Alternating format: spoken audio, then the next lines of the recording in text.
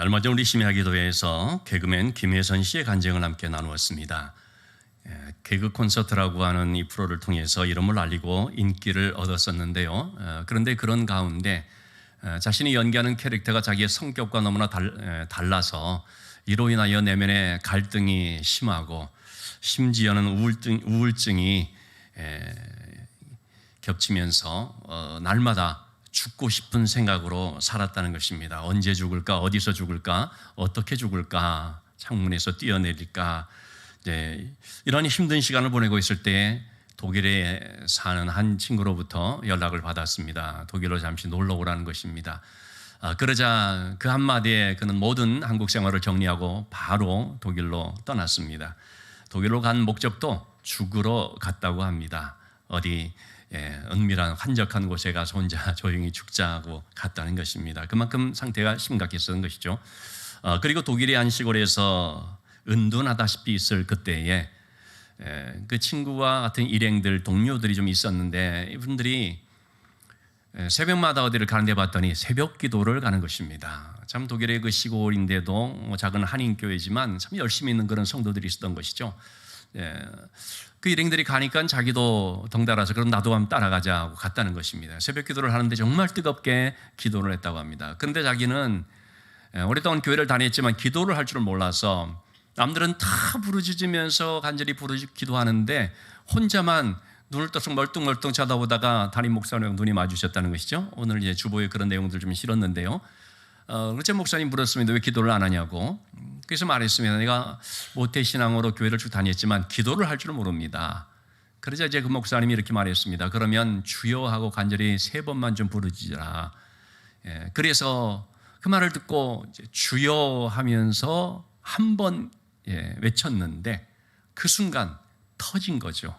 뭐가 터졌겠습니까? 방언이 터진 게 아니고 눈물이 터졌습니다. 말문이 터졌습니다. 하나님을 향하여 입을 벌리게 된 것입니다. 그러면서 먼저 하나님께 대한 원망이 정말 하나님을 향한 그런 쓴 그런 말들이 막 쏟아졌다는 것입니다.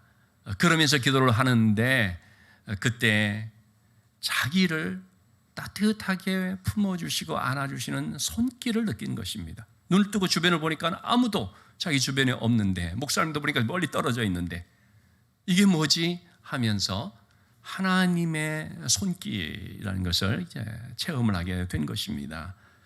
그러면서 하나님께서 나를 이렇게 만나 주시는구나. 나를 만나기 위해서 일부러 이런 한적한 곳으로 나를 보내셨구나. 그동안에 내가 교회를 다녔다고 했지만 사실은 복음이 없는 좀 빈 껍데기의 그런 신앙이었구나 하는 사실을 깨닫게 됐다는 것입니다. 그리고 또한 하나님께서는 그동안에도 계속해서 나를 부르시고 계셨지만 열심히 하나님이 노크를 하고 있었지만 그러나 내가 문을 닫고 있었구나라는 사실을 깨닫게 된 것입니다. 그래서 지금 골 때리는 그녀라는 프로에서 활약을 하고 있는데 사람들에게 에너지를 참 제공해주는 어떤 그런 사람처럼 이제 인식이 되고 있는데 그런 아주 밝은 에너지를 가지고 복음을 전하는데 힘쓰고자 한다는 고백을 이제 합니다.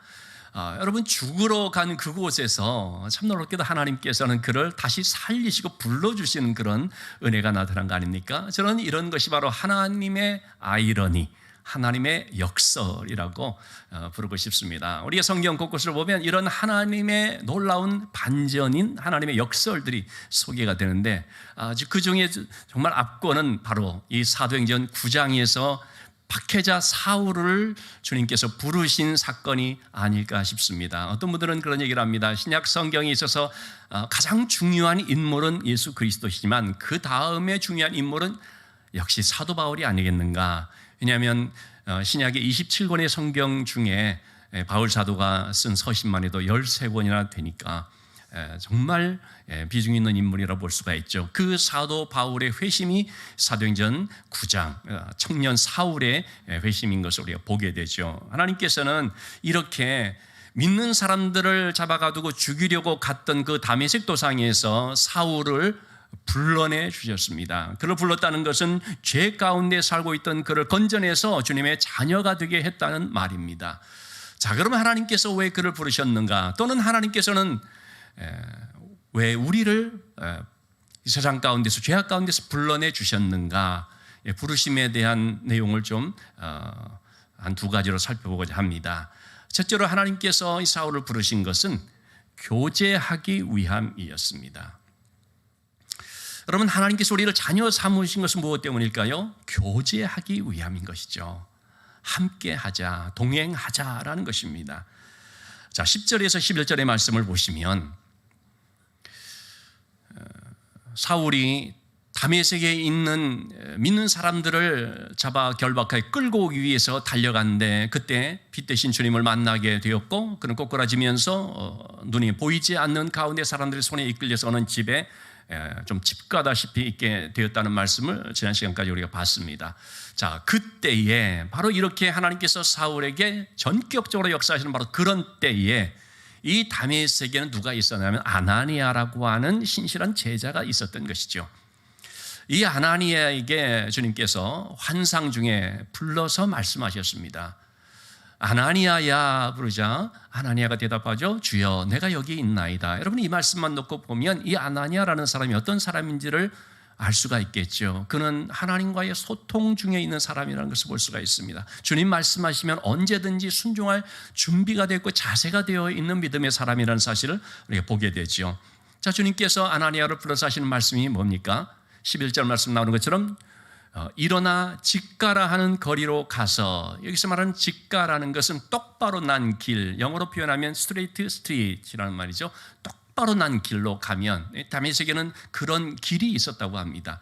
다 보면은 골목골목 구불구불 이렇게 되는데, 그런데 똑바로 난 길이 있는 거죠. 거기에 유다 사람 집에서 지금 머물고 있는 다소 사람 사울이라고 하는 사람을 찾으라. 여러분이 이 사울이라는 사람을 찾으라고 했을 때 그 순간 아나니아가 어떤 마음이 들었을까요? 아니, 사울이라니, 사울이라고 하면 익히 악명 높은 이름 아닙니까? 들어서 알고 있는 핍박자 사울 아닙니까?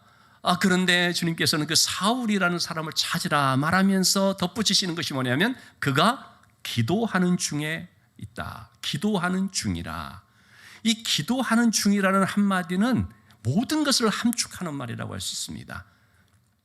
그는 박해져 있겠지만 그러나 지금 기도하는 중이라는 거죠. 하나님 앞에 또 하나님과 교제하는 중에 있다는 말이 되겠습니다.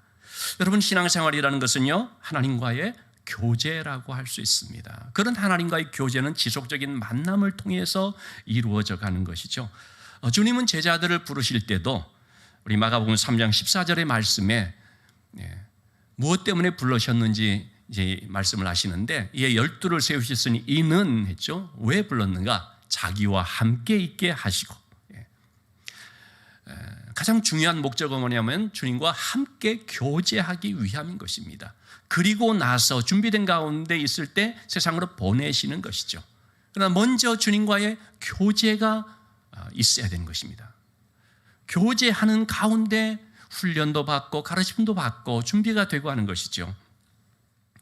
때문에 여러분, 우리가 주님의 부르심을 받았으면요, 반드시 주님과의 교제를 힘써야 됩니다. 그래야 주님의 사람이 되는 것입니다. 그래서 주님께서 사용하실 수가 있는 것이죠. 아무리 그 사람이 유능해 보이고 일도 잘하는 것 같아 보인다 할지라도요, 주님과의 교제가 없다고 한다면 그는 주님의 사람이 아닌 것입니다. 그러나 이런 주님의 사람이 된다는 주님과의 교제라고 하는 것은 한순간 갑자기 되는 것이 아니라, 어떤 일들이 맡겨졌다고 해서 되는 것이 아니라 계속적인 교제 속에서 되어지는 것임을 볼 수가 있습니다. 제가 대학교 1학년 때 일이었었는데요, 하숙을 하고 있었습니다. 거기에 방들이 여러 개 있어서 제가 볼 때 줄잡아 한 8명인가 10명 이렇게 하숙생들이 있었던 것 같습니다. 그런데 그 방 중에 한 곳에 3학년 선배가 두 분이 같이 살았는데, 그 중에 한 분이 구호철이라고 하는 그 선배인데, 어느 날 옆방에 있는 대학원 선배가 이 구호철 선배를 불러서 우리 교회로 가자고 교회로 인도했습니다. 당시 부산 서면에 있었던 그리스도 교회라는 것입니다. 여러분, 그리스도 교회는 이단 아닙니다. 괜찮은 건전한 교단입니다. 근데 이 교회는요, 특징이 악기를 쓰질 않아요. 예배 시간에 악기 이런 거 안 씁니다. 하여튼 그런 아주 독특한 교회인데요. 그 교회를 인도를 했습니다. 그래서 참 잘됐다라고 내심 생각을 했는데 이 선배는 교회라는 것은 처음 가보는 그런 분입니다. 그런데 다닌 지 뭐 얼마 되지도 않았는데 들려온 소식이 뭐냐면 그 교회 청년부 회장이 됐다는 것입니다. 제가 깜짝 놀랐습니다. 이분이 세례도 안 받은 분이고 교회 다닌 지 얼마 되지도 않은 분인데 어떻게 청년부 회장이 되는가. 물론 규모가 작은 교회고 청년들이 많지 않은 가운데 뭐 군대도 갔다 오고 나이도 좀 됐다 해서 시켰는지 모르겠습니다만은 어쨌든 청년이 회장이 됐습니다. 그런데 문제는 뭐겠습니까? 이 청년부 모임을 이루고 막 하는데 교회를 안 다녀봤으니까 모르죠. 그래서 세상적으로 학교에 무슨 서클 활동하듯이 말이죠. 그런 식으로 이제 막 하는 것입니다. 그러니 이게 모여지겠습니까? 사람들이 말을 듣지 않겠습니까? 자기가 회장이라고 해서 이렇게 하라고 했는데 지시가 먹히겠습니까? 신앙이 없어 보이는 거 뻔히 아는데. 그러자 어느 날 봤더니요, 이분이 혼자 방에서 술잔을 기울이고 있는데요, 청년들이 내 말을 안 듣는다고 속상해가지고 심란해서 술 먹고 있는 거예요. 그러더니 얼마 없다가 아니나 다를까 청년부 회장 관두더니 교회를 떠나더라고요. 참 그걸 보면서 참 아쉽게 느껴지는 것이 그 교회에서 새로운 청년인데 그러면 그냥 주님과의 교제를 가르치고 먼저 말씀과 기도로서 교제의 삶을 살도록 해야 되는 것인데 일부터 턱 맡겨놓고 그러면 뭐 적응할 줄을 생각을 하고 그러니 어떻게 됐습니까? 탈나는 것이죠. 주님과의 교제가 중요한 것입니다. 제가 일본에 있을 때에 우리 청년들 중에 여러 유학생들이 있었습니다. 그 중에 참 기억나는 한 청년이 있습니다. 도쿄대 공대에 박사과정에 있다는 청년이었었는데요. 마산 시골에서 온 청년이었습니다. 집안이 참 가난해서 어디 방 하나 얻을 형편이 못 되어서 그 학교 실험실에서 먹고 자는 것입니다. 매트리스 깔고 아주 열악한 환경 가운데 있는 것이죠. 교회를 처음 나왔습니다. 그래서 이제 지도를 하면서 어느 날 그렇게 얘기를 했습니다. 준규 형제, 아침에 딱 일어나면 먼저 하나님 앞에 기도부터 해라. 오늘 이 하루의 삶을 어떻게 인도해 주시기를 바라면서 기도부터 해라. 그리고 틈나는 대로 말씀을 보고 그리고 일과를 마치면서 잠자기 전에 매트리스를 깔고 그리고 뭐 피곤하다고 그냥 자지 말고 꼭 1, 2분이라도 좋으니 기도하고 자라. 근데 이 친구가 굉장히 우직한 참 단순한 친구였습니다. 몇 달 후에 그 친구가 그렇게 얘기하는 것입니다. 목사님 그 얘기한 대로 지금 계속 그렇게 하고 있다고. 그러니까 교회를 처음 나왔지만요, 신앙이 조금씩 자라기 시작하는 것입니다. 눈이 조금씩 떠지기 시작하는 것입니다. 그리고 나중에는 청년회장을 맡아서 또 나름 성실하게 감당을 했습니다. 제가 일본을 떠나고 난 뒤에 들려온 소식이 이 친구가 참 어려운 그 박사과정을 잘 마치고 박사 학위를 받고 이제 좀 있으면 귀국한다는 얘기를 들었습니다. 그로부터 한 20여 년 정도 제가 그 소식을 몰랐던 것 같습니다. 그리고 몇 년 전 한 20년 만에 이 형제의 주소를 전화번호를 알게 돼서 통화를 하게 됐습니다. 제일 궁금했던 것은 그것이었습니다. 신앙생활을 잘하고 있을까 하는 것이었습니다. 왜냐하면 당시 일본에서 같이 이렇게 신앙생활을 하다가도 귀국하고 난 뒤에는 흐지부지 되어버리는 경우들이 참 많이 있었기 때문에요. 그래서 먼저 그것부터 물었습니다. 이 친구는 대전에 있는 특허청에서 박사 특채로 그렇게 이제 근무를 하고 있었는데, 그런데 믿음의 또 배우자를 만나서 대전에 있는 모 교회에 아주 신실하게 잘 섬기고 있다는 것입니다. 제가 그 말을 듣는데 얼마나 감사하고 참 좋았는지 알 수가 없습니다. 하나님과의 이 교제를 꾸준히 이루어 나가게 되었을 때, 그럴 때 그가 비로소 하나님의 사람이 되는 것이고 또한 교회도 잘 섬기는 것이고 주의 일을 감당할 수가 있게 되는 것이죠. 주님께서도요, 그 바쁜 일과 중에서도 항상 새벽에 시간 한적한 곳으로 와서 먼저 기도의 삶을 살지 않았습니까? 어떤 일들을 이루고 난 뒤에도 피곤한 가운데 늘 따로 기도의 자리로 가셔서 하나님과 교제하는 그런 시간들을 가졌죠. 여러분, 우리가 하나님과의 교제라고 하는 것은 말씀과 기도를 통해서 되는 것입니다. 그렇기 때문에 우리는 날마다 우리의 삶에서 말씀과 기도의 시간을 꼭 가져야 됩니다. 말씀과 기도의 시간, 장소, 다시 말하면 골방의 시간이 우리에게 꼭 있어야 한다는 것입니다. 그러면서 우리가 주님께 영향을 받게 되는 것이죠. 주님의 성품을 닮아가는 것이고요. 또 일꾼으로서 다듬어져 가는 것이고 마침내 하나님 앞에 쓰임받는 삶이 될 수가 있는 거죠. 자, 이렇게 주님께서 사울을 부르신 목적은 교제하기 위해서였습니다. 두 번째로 부르신 목적은 보내시기 위함이다라고 하겠습니다. 13절 14절의 말씀입니다. 아나니아가 주님의 말씀을 들었을 때 이렇게 대답을 합니다. 주여, 이 사람에 대해서는 내가 여러 사람에게 들었는데 예루살렘에서도 주의 성도들에게 적지 않은 해를 끼친 사람이라고 합니다. 여기서도 주의 이름을 부르는 자를 결박할 권한을 가지고 온 사람이라고 합니다. 그만큼 이 사울에 대한 상처가 큰 것입니다. 사울에 대한 인식이 굉장히 부정적일 수밖에 없습니다. 아나니아는 그렇게 주님 앞에 얘기를 하는 것입니다. 여기에 대한 주님의 말씀이 무엇이었습니까? 15절 16절에 보니까 다른 말씀은 아무것도 안 하고 그냥 가라. 이 사람은 내 이름을 온 세상에 전하기 위해서 택한 나의 그릇이다. 그리고 그 사명을 감당하기 위해 많은 고난을 앞으로 받을 것을 그에게 보일 것이다. 주님은 아나니아에게 두 가지 말씀을 했다고 할 수 있습니다. 첫 번째 말씀이 뭐냐면 그가 기도하는 중이다라는 말이죠. 기도하는 중이다라는 것은 사울이 하나님 앞에 어떤 모습으로 있는지를, 하나님과 어떤 관계 속에 있는지를 잘 말해주는 것이라고 하겠습니다. 두 번째로 주님이 사울에 대해서 하신 말씀은 택한 그릇이라고 하는 말이었습니다. 주님의 택한 그릇, 그것은 앞으로 사울이 어떤 모습이 될 것인지, 어떤 사람으로서 살아갈 것인지를 잘 말해주는 것이라고 하겠습니다. 아나니아는 사울에 대해서 말할 때 그의 과거에 초점을 두고 말했습니다. 이 사람은 박해자고요, 이 사람은 우리에게 많은 상처를 준 사람이고, 이 사람은 교회를 무너뜨리는 데 앞장선 사람입니다. 그의 과거죠. 그러나 주님의 초점은 지금 뭡니까? 그 사울의 과거를 모르는 바가 아닙니다. 그러나 주님 보시는 것은 그의 지금 현재, 기도하는 중이라고 하는 현재, 그리고 앞으로 택한 일꾼으로서, 그릇으로서 고난받으면서 정말 귀한 복음의 사역을 감당할 앞으로의 미래, 주님은 그걸 보신 것입니다. 여러분, 우리도 어떤 누군가를 볼 때 이런 시각이 참 중요하다고 하겠습니다. 우리는 대체로 어떻습니까? 그 과거를 보고 평가합니다. 그리고 과거에만 머무르려고 할 때가 있습니다. 그러나 우리의 시각이 주님 안에서 변화될 앞으로의 될 것을 좀 볼 수 있어야 됩니다. 우리 자녀들을 놓고 볼 때도 마찬가지겠죠. 주님께서 사울을 그렇게 보시는 것은 참으로 그가 앞으로 어떻게 쓰임받을 것인지를 잘 말해주는 것이라고 하겠습니다. 주님이 사울을 부르신 것은 사명을, 바로 이런 고난을 받으면서도 복음 전도의 사명을 감당하도록 하기 위함인 것을 볼 수 있습니다. 여러분, 이 부르심이라고 하는 말을 한자로 뭐라고 합니까? 부를 소자를 써서 소명이라고 하죠.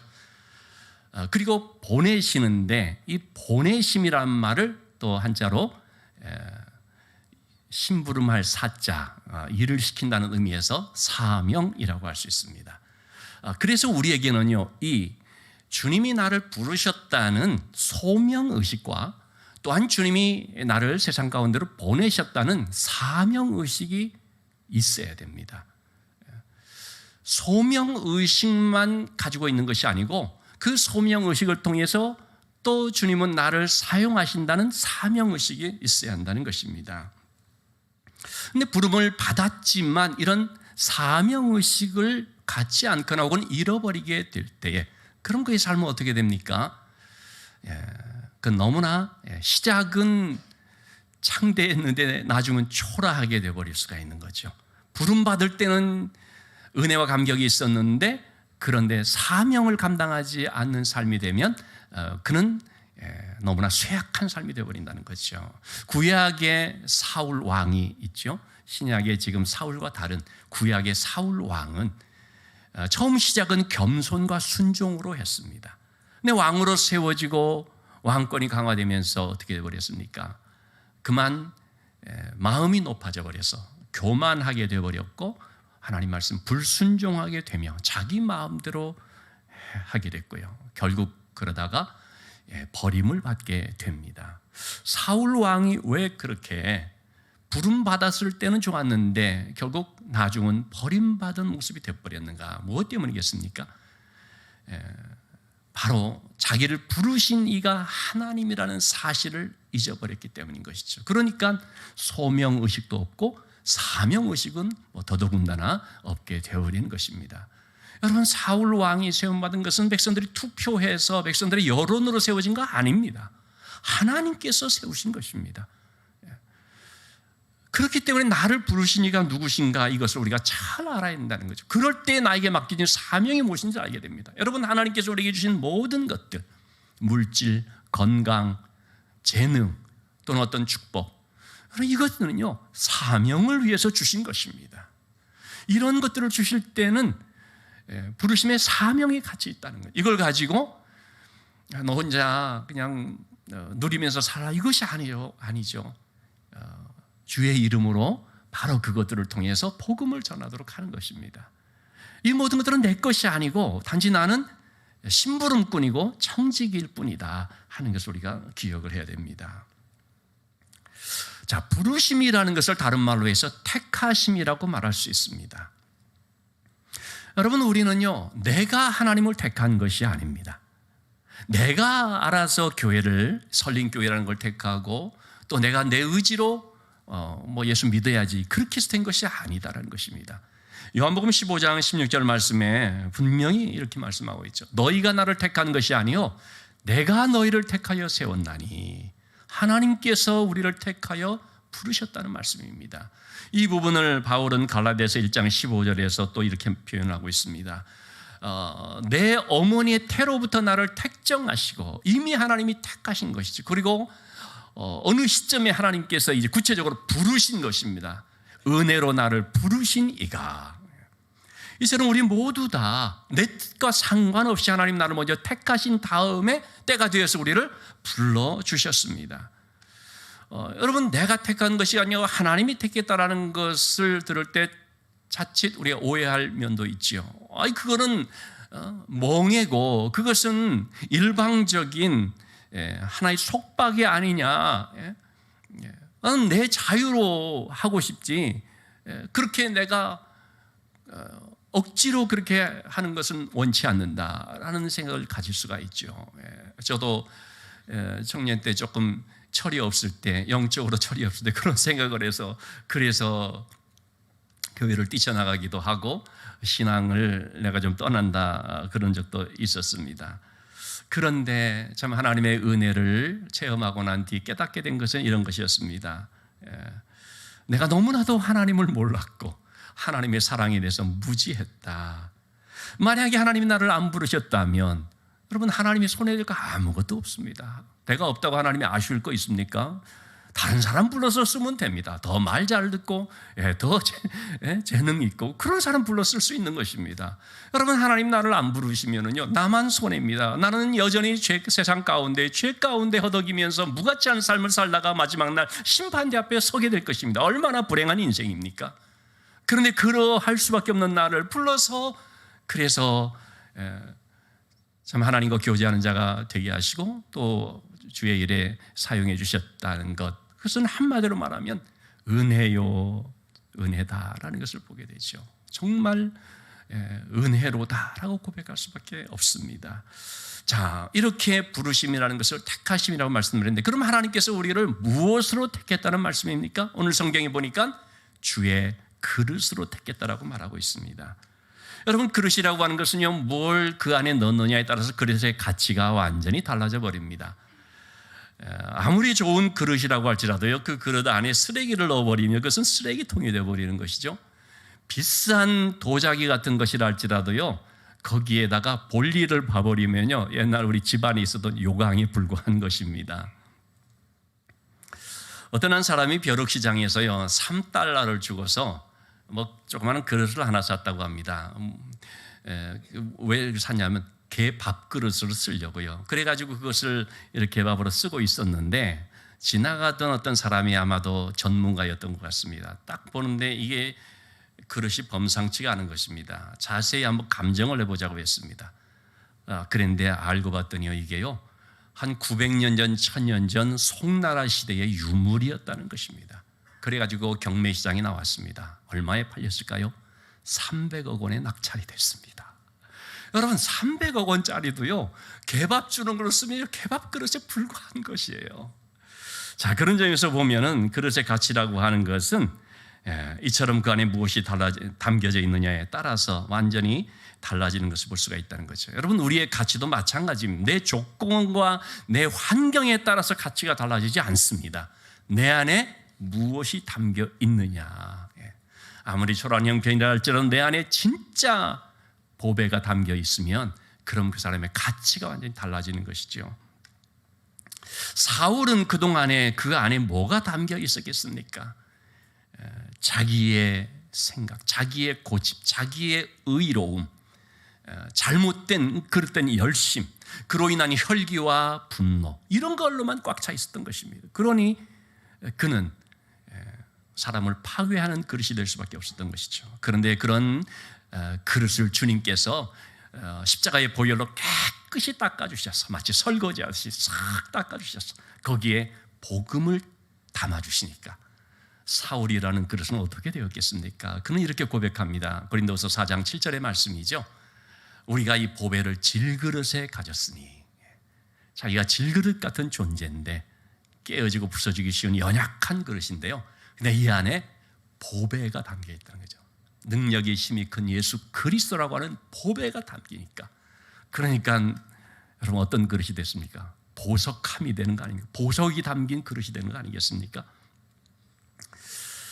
교회를 파괴하고 성도들을 죽이는 멸망의 그릇이었던 사울이요, 이제는 보배이신 주님을 담아서 복음을 전하면서 영혼을 구원하며 교회를 세워나가는 생명의 그런 그릇이 되어서 쓰임받은 것을 볼 수 있습니다. 여러분, 우리도 마찬가지입니다. 이런 그릇으로 예수 그리스도를 담은 그런 그릇으로 쓰임을 받을 수 있어야 됩니다.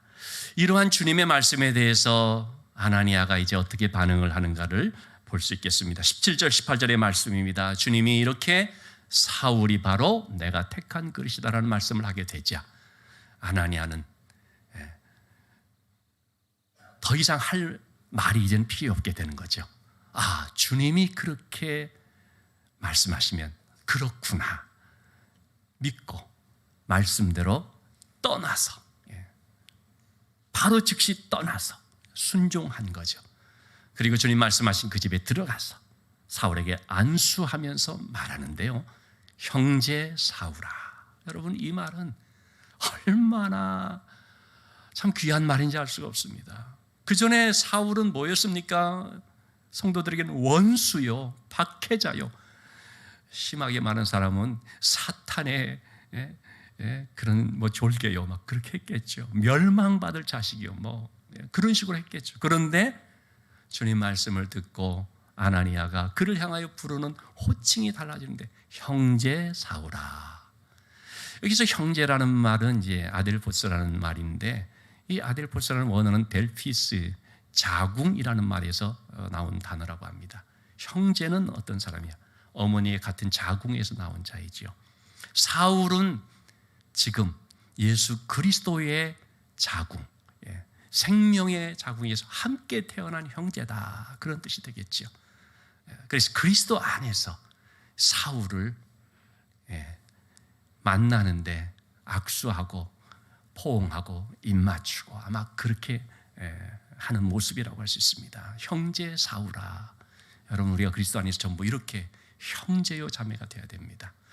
이어서 말합니다. 주 곧 네가 오는 길에서 나타나시던 예수께서 나를 보내어서 너로 다시 보게 하시고, 눈이 멀어 있는 사울에게 다시 보게 하시고 성령으로 충만케 하신다. 안수하면서 이 말을 하자 즉시로 사울의 눈에서 비늘 같은 것이 벗어져 다시 보게 되었습니다. 눈에서 비늘 같은 것이 벗어져, 알고 봤더니 그동안에 사울의 눈을 덮고 있었던 비늘 같은 것이 있었다는 것이죠. 이 비늘이라는 말, 레티스라는 이 말은 하나의 껍질, 물론 생선의 비늘 그런 것입니다만은 그런 어떤 가리고 있는 어떤 껍질, 이런 것이라고 볼 수 있습니다. 사울은 그동안에 그릇된 열정 혹은 편견, 자기의라고 하는 이러한 비늘 같은 것이 씌워져 있었던 거예요. 그런 것이 덮여져 있었기 때문에 진리를 바로 보지를 못했던 것입니다. 하나님을 올바르게 믿지를 못했던 것입니다. 자기 자신은 그걸 전혀 몰랐죠. 이런 비늘 같은 것이 씌워져 있을 줄을. 그런데 이제 그것이 떨어져 나가자, 벗겨지자 새롭게 보게 됐습니다. 다시 보게 됐다는 말은 예전처럼 또 그렇게 보게 됐다는 뜻이 아닙니다. 새롭게 보게 됐다는 뜻인데요. 이 다시 보다라는 말, 아나블레포라고 하는 말은 아나란 위를 향하여, 블레포 보다. 그동안 육신의 눈만 가지고 있던 그가 드디어 위를 향하여 주님을 우러러볼 수 있는 그런 눈이 떠진 것입니다. 하나님이 누구신지 올바로 알고 믿게 된 것입니다. 하나님은 예수 그리스도의 그 자기가 핍박하였던 그 예수님의 십자가에 계시된 하나님, 사랑과 은혜가 충만하신 하나님이라는 사실을 발견하게 된 것이죠. 여러분, 우리가 교회를 다니고 성경을 본다고 할지라도요, 이런 어떤 나의 주관, 나의 입장, 세상적인 걸로 가득한 어떤 그런 비늘로 덮여진 채로 신앙생활을 하게 되면요, 이렇게 사울처럼 엇나가고 빗나갈 수가 있습니다. 주님을 바라봐야 되는데 주님이 보이지 않는 것이고, 자꾸 다른 것을 보게 되는 것이죠. 또 잘못 보게 되는 것입니다. 여러분, 중요한 것은요, 얼마나 눈이 밝아 잘 보느냐, 그게 아니고 누구를 보느냐가 중요합니다. 우리 신앙생활이라는 것은 주님을 보는 것입니다. 교회를 다니면서도 사람 보기 쉽고 나 자신을 보기 쉬운 면이 있는데요, 여러분, 정말 우리가 눈이 떠진다는 것은 주님을 보는 것이라는 사실을 알아야 됩니다. 하나님은 사울처럼 죄 가운데 있는 우리를 불러서 구원해 주셨습니다. 언제 불렀나? 사람마다 다 다를 수가 있습니다. 제가 언제 한번 우리 교회에서 제자반 양육을 하면서 이런 내용을 가지고 얘기를 하는데, 어떤 분들은 인생이 가장 어두운 터널을 지날 때 주님 불러주셨고, 어떤 분들은 힘들고 지칠 때, 어떤 사람들은 사랑하는 사람이 떠났을 때, 또는 어떤 사람들은 불신 가정에서 자라나서 방황하던 10대의 부름을 받기도 했다. 어떤 분들은 심지어는 만취된 다음 날 주님의 부름을 받았다. 그런 분들도 있었습니다. 여러분, 이렇게 주님께서 우리를 불러주신 것은 교제하기 위함입니다. 그리고 또한 사명을 감당하게 하기 위함입니다. 때문에 우리는 먼저 하나님과의 교제가 너무나 귀합니다. 교제가 없으면은요, 그러면 우리가 복음을 알 수가 없습니다. 그러면 주님의 그릇이 될 수가 없습니다. 내 그릇으로 여전히 남게 됩니다. 주님과의 교제를 하는 데 있어서 여러분, 우리가 적당히 하면 안 됩니다. 적당히 하면 늘 그대로 성장도 변화도 없죠. 그러나 열심을 품고 주님을 섬기는데, 주님과의 교제에 열심을 다하게 될 때, 그럴 때 내 눈에서 비늘이 벗겨지고 내 그릇이 아닌 주님의 그릇으로서 변화되는 것을 볼 수가 있습니다. 우리가 하나님께서 나를 이렇게 불러주셨다는 사실을 깨닫고, 그리고 주님과의 교제에 힘쓰므로써 주님의 그릇이 되므로 우리에게 맡겨진 복음의 귀한 사명을 감당하는 모두가 되실 수 있기를 주님의 이름으로 축원합니다. 기도하시겠습니다.